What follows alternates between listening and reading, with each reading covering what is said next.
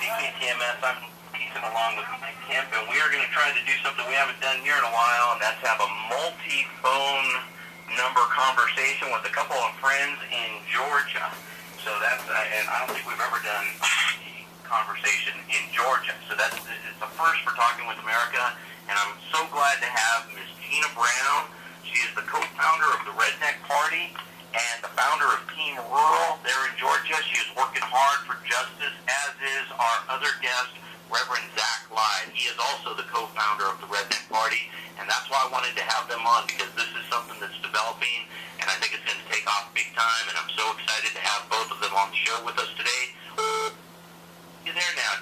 Jeana and Zack, are you there? I am. Yes, yes, sir. Gina's here. All right, I think this might work.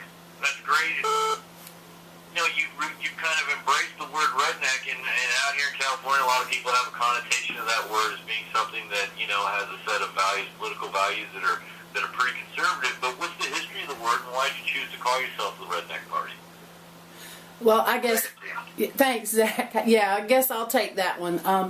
My great-grandfather marched on Blair Mountain in West Virginia in the 1921 coal mine wars. If you Google Redneck Wars, you will find the historically accurate documentation about the labor war. It was the second largest civil uprising in the United States. It's not taught in history books. It's not talked about much. And, you know, I'm reclaiming the word because I can own it. I'm from the South. My people were rednecks that tied red bandanas around their neck and marched for an 8-hour workday and for child labor laws and Social Security, the benefits that we have nowadays. And we just think that it's all under attack by what I call cheap labor conservatives. So, you know, it's a historically accurate word, and I think anytime they want to divide people, especially working people, they use words to divide us. I know Zach has spoke to me many times, and when I got to thinking about the word hillbilly, you know, that's like an inbred or a person who's not well educated, just like a redneck. Well, that's a southern folk that's supposed to be bigoted and a drunkard or whatever. So it's just a false way to divide us.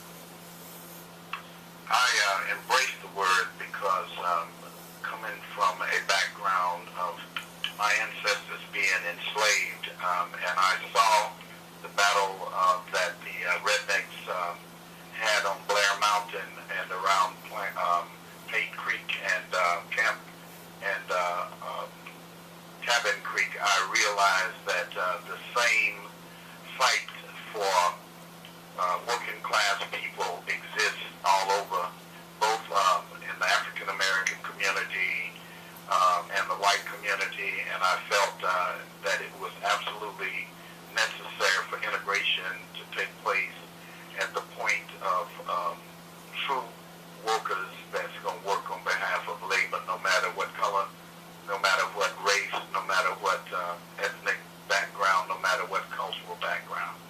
So if you're just tuning in, this is Talking with America on News Talk 990 KTMS. Our guests are Jeana Brown and Reverend Zack. They are the co-founders of the Redneck Party, and we're having a conversation with both of them in Georgia, where this was started.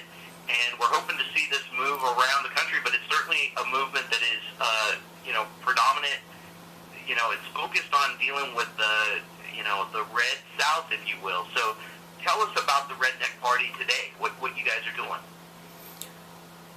Zach? Today, we are planning our first rally in Brunswick, Georgia. The place in which we are going to be operating from most of the time. We are going to be having the rally on Saturday the 20th in a place called Orange Square, a place where we're going to be standing on the graveyard of a pool in which racists decided before black people would be able to swim in that pool that the pool would run red with its blood. So we're going to be standing on that graveyard so that we can talk about the fact that coming together as people around issues like labor, mass incarceration, free, appropriate public education, economic issues of all kind and culture issues of all kind, that we are going to be fighting to make sure that the conservative